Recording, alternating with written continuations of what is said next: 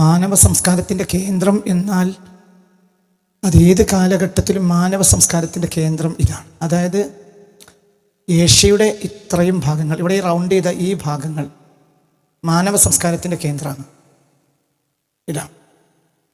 പിന്നെ ആഫ്രിക്കയിൽ നിന്ന് ഇങ്ങോട്ട് കയറുന്ന ഈ ഭാഗങ്ങളും ഇതാണ് മാനവ സംസ്കാരത്തിൻ്റെ. ഏത് കാലഘട്ടത്തിലും മാനവ സംസ്കാരം അവിടെയാണ് നിലനിന്നത്. സംസ്കാരം, മതം, ഭാഷ, വേഷങ്ങൾ, മാന്യത, കരുണ, ഇതെല്ലാം ഇവിടെയാണ്. ഇതിൻ്റെ ഒരു പ്രത്യേകത, ഈ റൗണ്ടിൻ്റെ ഈ ഒരു പ്രത്യേകത എന്തെന്നാൽ ലോകം കണ്ട എല്ലാ മതവിഭാഗങ്ങൾ, പ്രധാനപ്പെട്ട മതങ്ങളെല്ലാം ഇതിൻ്റെ ഉള്ളിലാണ് ഉണ്ടായത്. തന്നെ ഇതിനുള്ളിലാണ് ഹിന്ദുമതം ഉണ്ടായത്, ഇതിനുള്ളിലാണ് ജൂതമതം ഉണ്ടായത്, ഇതിനുള്ളിലാണ് ക്രിസ്തുമതം ഉണ്ടായത്, ഇതിനുള്ളിൽ തന്നെയാണ് ഇസ്ലാം മതം ഉണ്ടായത്. എല്ലാം ഈ ഒരു റൗണ്ടിൻ്റെ ഉള്ളിലാണ്. അതായത് ഹിജാസിൽ നിന്ന് ഇങ്ങോട്ട് കയറും, പിന്നെ നേരെ വന്നിട്ട് ആഫ്രിക്കയുടെ ഈ കേന്ദ്രം, അതായത് സുഡാന്, ഈജിപ്തിൻ്റെ ഈ ഭാഗങ്ങൾ ഇങ്ങോട്ട്, ഇങ്ങനെ തുർക്കി ഇങ്ങോട്ട്, പിന്നെ സിറിയ പൂർണ്ണമായും, ഇങ്ങനെ ഇറാഖ്, ഇങ്ങനെ വന്നിട്ട് ഇങ്ങോട്ട് ഈ തുർക്കിയുടെ ഈ ഭാഗങ്ങൾ ഇങ്ങോട്ട്, ഇങ്ങനെ പേർഷ്യയിൽ നിന്ന് ഇങ്ങോട്ട് ഈ ഒരു കേന്ദ്രം. ഇതാണ് സത്യത്തിൽ മതങ്ങളുടെ, എല്ലാ മതങ്ങളുടെയും കേന്ദ്രം ഇതാണ്. അപ്പോൾ ആദ്യ കാലഘട്ടത്തിൽ വളരെ നേരത്തെയാണ് ഹിന്ദുമതം ഉണ്ടാകുന്നത്. വളരെ നേരത്തെ എന്ന് പറഞ്ഞാൽ വളരെ നേരത്തെയാണ് ഹിന്ദുമതം ഉണ്ടായിട്ടുള്ളത്. അതിൻ്റെ വേരുകൾ മുഴുവനും ഇന്ന് കണ്ടെത്തുക പോലും പ്രയാസമാണ്. കാരണം അത്രയും പുരാതന മതങ്ങളിലൊന്നാണ് ഹിന്ദുമതം. അതും ഒരു ദൈവിക മതം തന്നെയാണ്. പിൽക്കാലഘട്ടത്തിൽ മനുഷ്യർ അതിൽ നിന്നെല്ലാം മനുഷ്യർ പലതരത്തിൽ പുറകോട്ട് പോയിട്ടുണ്ടാകും, ഉണ്ട്. അപ്പോൾ അതിൻ്റെ ശുദ്ധ തനിമ നഷ്ടപ്പെട്ടു പോയതായിരിക്കാം. അതൊരു ദൈവിക മതം തന്നെയാണ്. കേവലം മനുഷ്യർ തട്ടിക്കുട്ടിയ മതമല്ല ഹിന്ദുമതം. അത് പിന്നെ നേരെ ഇങ്ങോട്ട് എന്ത് ചെയ്തു? നേരെ ഇങ്ങോട്ട്, ഇത് അഫ്ഗാൻ, ഇത് ഇറാന്, പേർഷ്യയുടെ ഹൃദയം എന്ന് പറഞ്ഞാൽ അതാ ഇറാന്. പിന്നെ അഫ്ഗാനിലേക്ക് വന്ന് ഇങ്ങനെ ഇങ്ങോട്ടിറങ്ങി, ഇൻഡസ് വാലിയിലേക്ക് ഇങ്ങനെ ഇങ്ങോട്ടിറങ്ങി. ഇവിടെയാണ് സിന്ധു നദി. ഇതാ പാകിസ്ഥാനിലാണ് സിന്ധു നദി ഉള്ളത്, പാകിസ്ഥാനിലാണ്. സിന്ധിൽ രൂപപ്പെട്ടു വന്നൊരു മതമാണല്ലോ പിന്നീട് എന്തായത്? ഹിന്ദുമതമായി രൂപപ്പെട്ടു വന്നത്. മനസ്സിലായില്ലേ? സിന്ധിൻ്റെ കരയിൽ രൂപപ്പെട്ടു വന്നതാണ് ഹിന്ദുമതം. അത് നേരെ ഇങ്ങോട്ട് ഇങ്ങനെ ഇങ്ങോട്ട് ഒഴുകി. ഇത് തന്നെ ഇവിടെ ഒരു മതം രൂപപ്പെട്ടു. പിൽക്കാലത്ത് ലഭ്യമായ ചരിത്രം അനുസരിച്ച് BC ഒരു 6-5-4 ഇടയിലാണ് ഈ ബുദ്ധമതത്തിൻ്റെ ഉത്ഭവം ഉണ്ടാകുന്നത്. ആ ഒരു കാലഘട്ടത്തിലാണ്. അതൊരു നവോത്ഥാനവുമാണ്. എന്തിൻ്റെ? ഹിന്ദുമതത്തിൻ്റെ നവോത്ഥാനമാണ് സത്യത്തിൽ ബുദ്ധമതം. പക്ഷേ എന്താ സംഭവിച്ചത്? ബുദ്ധമതത്തിന് അതിൻ്റെ ഒരു ഒറിജിനൽ ഐഡൻറ്റിറ്റി എടുക്കുന്നതിന് മുമ്പ് യൂറോപ്യൻ അധിനിവേശം ഏഷ്യയിൽ വന്നു. അപ്പോൾ അതിൻ്റെ ശുദ്ധ തനിമ നഷ്ടപ്പെട്ടു. അല്ലെങ്കിൽ വലിയ ഒരു വളർച്ചയാണ് ബുദ്ധമതത്തിന് ലോകത്തുണ്ടായത്. പക്ഷേ അതേ സമയത്ത് വലിയ ആപത്ത് നേരെ അത് യൂറോപ്പിൽ നേരിട്ടു. ഈ യൂറോപ്യൻ ജനത എന്ന് പറഞ്ഞാൽ അതിൽ ഏറ്റവും അപകടകരമായ യൂറോപ്യൻ ജനത കൊക്കേഷ്യൻ ജനതയാണ്. ഇതന്നെ ഈ ജനത.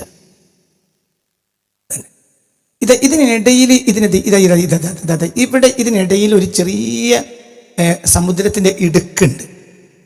ഇതൊരു ഭാഗത്ത് ഇസ്താൻബുൾ, ഇവിടെ കരിങ്കടൽ, ഇത് മെഡിറ്ററേനിയൻ, ഇതിങ്ങനെ ഇങ്ങോട്ട്, ഇത് അറ്റ്ലാന്റിക്, ഇത് മെഡിറ്ററേനിയൻ നേരെ ഇങ്ങനെ വന്നിട്ട് ഇത് മൊറോക്കോ. ഈ മൊറോക്കോയിൽ വരെ ഈ പ്രവാചക സംസ്കാരത്തിൻ്റെ മുഴുവനും കേന്ദ്രങ്ങളായി പിന്നീട് ആ സംസ്കാരം ഇങ്ങോട്ടുമൊക്കെ ഒലിച്ചിറങ്ങിയിട്ടുണ്ട്. ഇത് ആഫ്രിക്ക, ഇത് ഏഷ്യ, ഇത് അറ്റ്ലാന്റിക്കാണ്. ഈ അറ്റ്ലാന്റിക്കിൽ നിന്ന് ഇങ്ങനെ ഇങ്ങോട്ട് കയറുകയാണ് എന്ത്? മെഡിറ്ററേനിയൻ തീരത്തിൻ്റെ ഇങ്ങേ ഭാഗം എന്ന് പറഞ്ഞാൽ മതങ്ങൾ, പ്രവാചക സംസ്കാരങ്ങളൊക്കെ വളരെ ശക്തമായ പ്രദേശങ്ങളാണ്. നേരെ എതിർഭാഗത്താണ് ഞാൻ പറഞ്ഞില്ലേ സ്പെയിൻ, ഇത് ഫ്രാൻസ്, ഇത് ഇറ്റലി, ഇത് ജർമ്മനി. ഇങ്ങനെയുള്ള ഈ ഒരു സൊസൈറ്റി എന്ന് പറഞ്ഞാൽ അതിൽ കൊക്കേഷ്യൻ വംശജരാണ്. അവരുടെ രക്തം തന്നെ വേറിട്ട രക്തമാണ്. ഞാൻ ഇന്നലെ നിങ്ങളോട് പറഞ്ഞു എന്ത്? ഹോമോസാപ്പിയൻസും ഹോമോ എറക്റ്റസും ഉണ്ട്. അതായത് ഇവിടെ നിന്ന് ഇങ്ങോട്ട് വരുന്നത് ഏഷ്യൻ ആഫ്രിക്കൻ രാജ്യങ്ങളിൽ, അതായത് ഞാൻ എവല്യൂഷൻ അനുസരിച്ച് തന്നെയാണ് നിങ്ങളോട് സംസാരിച്ചത്. എവല്യൂഷൻ അനുസരിച്ചാണെങ്കിൽ മനുഷ്യൻ രൂപപ്പെട്ടു വരുന്ന ആദ്യത്തെ വൻകര ആഫ്രിക്കയാണ്. പിന്നെ ആ മനുഷ്യൻ വളർന്ന് ഏഷ്യൻ രാജ്യങ്ങളിലെത്തി. പിന്നെ അവർ നേരെ പടിഞ്ഞാറോട്ട് സഞ്ചരിച്ചപ്പോൾ ഹോമോ സാപ്പിയൻസിനെ ആരെ കണ്ടുമുട്ടി? ഹോമോ എറക്റ്റസിനെ കണ്ടുമുട്ടി. അവരാണ് കൊക്കേഷ്യൻസ്. അവർക്ക് അവരെ ഒരു സ്വഭാവം എന്ന് പറഞ്ഞാൽ ഏത് കാലത്തും അവർക്ക് ഇരുട്ടാണ്. ഇപ്പം ഞാൻ പറയട്ടെ, ഞാൻ ഖുർആനോട് മാറ്റിച്ച് ബൈബിളിന് പറയാം. ബൈബിളിൽ പറയുന്ന ഏതൊരു മനുഷ്യത്വ സംസ്കാരമാണ് ബൈബിൾ ഉയർത്തിക്കൊണ്ടുവന്ന ഏത് മനുഷ്യത്വ സംസ്കാരമാണ് കൊക്കേഷ്യൻ രാജ്യങ്ങളിലുണ്ടായത്? ഇല്ല, അങ്ങനെ സംസ്കാരമില്ല. എത്ര എത്ര പുണ്യരായ മഹത്തുക്കളുടെ ചരിത്രം ബൈബിൾ പറയുന്നുണ്ട്. അതിൽ ഏതെങ്കിലും ഒരു കൊക്കേഷ്യന്റെ ചരിത്രമില്ല. അതേസമയത്ത് ഏഷ്യക്കാരൻ്റെ ചരിത്രം ബൈബിൾ പറയുന്നുണ്ട്, മഹത്തായ ചരിത്രം. ആഫ്രിക്കക്കാരൻ്റെ മഹത്തായ ചരിത്രവും ബൈബിൾ പറയുന്നുണ്ട്. എന്തുകൊണ്ട്? സംസ്കാരമൊക്കെ അവിടെയാണ് ഉണ്ടായത്. പ്രവാചകന്മാരൊക്കെ അവിടെയാണ് ഉണ്ടായത്. ശുദ്ധരായ രാജാക്കന്മാർ. ഇപ്പൊ രാജാക്കന്മാർ എന്നൊരു അധ്യായമുണ്ട് പഴയ നിയമത്തിൽ, ബൈബിളിൽ രാജാക്കന്മാർ എന്നൊരു അധ്യായമുണ്ട്. ആ അധ്യായത്തിൽ ഏതൊരു കൊക്കേഷ്യനാണുള്ളത്? അവരൊക്കെ ആരാണ്? അവരൊക്കെ ശുദ്ധ ഏഷ്യക്കാരാണ്. ഏഷ്യ എന്ന് പറഞ്ഞാൽ ലോക സംസ്കാരത്തിന്റെ കേന്ദ്രമാണ്. ഞാൻ ഈ റൗണ്ട് ഇതില്ലേ, ഇതിനുള്ളിലാണ്, ഇതാണ് സത്യത്തിൽ പ്രവാചക കേന്ദ്രങ്ങൾ എന്ന് പറയുന്നത്.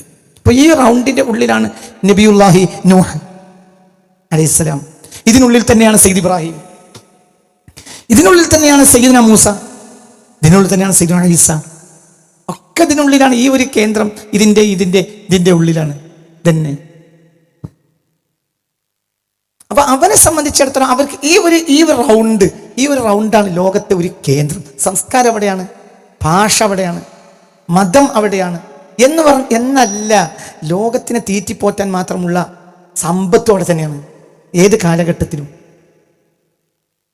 ഏറ്റവും നല്ല പഴങ്ങൾ ഉണ്ടാവുന്ന ഏരിയ ഇതാണ്.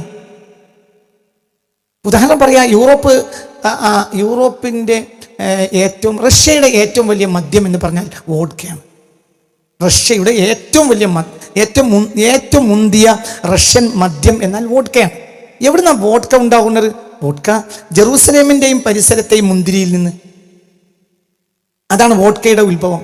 ലോകത്തെ ഏറ്റവും നല്ല മദ്യം ഉണ്ടാക്കുന്നതിന്റെ ആവശ്യമായ മുന്തിരി ഈ ഏരിയയിൽ ഉണ്ടാക്കുക. ഏറ്റവും നല്ല ഒലിവ് ഇവിടെയാണ്. ഒലിവ് ലോകത്ത് എവിടെയുണ്ട്, പക്ഷെ ഏറ്റവും നല്ല ഒലിവിന്റെ കേന്ദ്രം ഇതാണ്. ലോകത്തെ എക്കാലത്തെയും പ്രധാനപ്പെട്ട പഴങ്ങൾ ഏതാ? ഏറ്റവും പ്രധാനപ്പെട്ട പഴങ്ങൾ പറ. ഒന്ന് ഏറ്റവും പ്രധാനപ്പെട്ട പഴമാണ് എന്ത്? മുന്തിരി, ഈത്തപ്പഴം. ലോകത്തെ ഏറ്റവും മുന്തിയ ഈത്തപ്പഴത്തിന്റെ കേന്ദ്രം ഇതാണ്.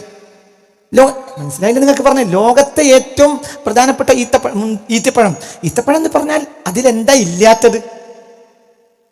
ഈത്തപ്പഴം കഴിക്കണവന് ആരോഗ്യത്തിന് ഒരു കമ്മിയില്ല. ഈത്തപ്പഴം കഴിച്ചാൽ മതി. പുണ്യ റസൂൽ സ്വല്ലല്ലാഹു അലൈഹി വസല്ലം തങ്ങൾ അതിരാവിലെ ഈത്തപ്പഴം കഴിക്കാൻ പറഞ്ഞിട്ടുണ്ട്. വിഷമേൽക്കൂല. അജുവ കഴിച്ചാൽ 7 അജുവ ദായിമായി സുഹൂറിന്റെ അത്താഴ സമയം എന്ന് പറഞ്ഞാൽ ഉഷസ്സുദിക്കുന്നതിന് മുമ്പ്, ഉഷസ്സുദിക്കുന്നതിന്റെ മുമ്പ്, അതായത് ഫജ്ർ സാദൊക്കെ ഒളിവാകുന്ന സുബഹിന്റെ ബാങ്ക് കൊടുക്കുന്നതിന് മുമ്പുള്ള സമയമാണ് എന്ത്? സുഹൂർ.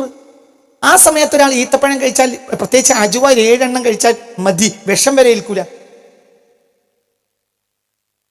മനസ്സിലോട്ട് പറഞ്ഞത് എന്തിനു മതിയോ അതുണ്ടാവുന്നത് ഈ ഏരിയയിലാണ്, ഈ റൗണ്ടിനുള്ളിലാണ്. ലോകത്തെ ഏറ്റവും നല്ല മുന്തിരി ഈ ഏരിയയിലാണ്.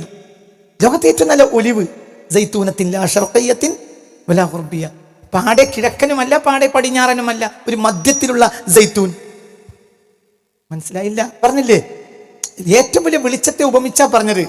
ഫിയാ മിസ്ബാഹുൻ അൽ മിസ്ബാഹു ഫി സുജാജത്തിൻ അസ്സുജാജത്തു കഅന്നഹാ കൗകബുൻ ദുരിയുൻ യൂഖദു മിൻ ഷജറത്തിൻ മുബാറകത്തിൻ സൈത്തൂനത്തിൻ ലാ ശർഖിയ്യത്തിൻ വലാ ഗർബിയ.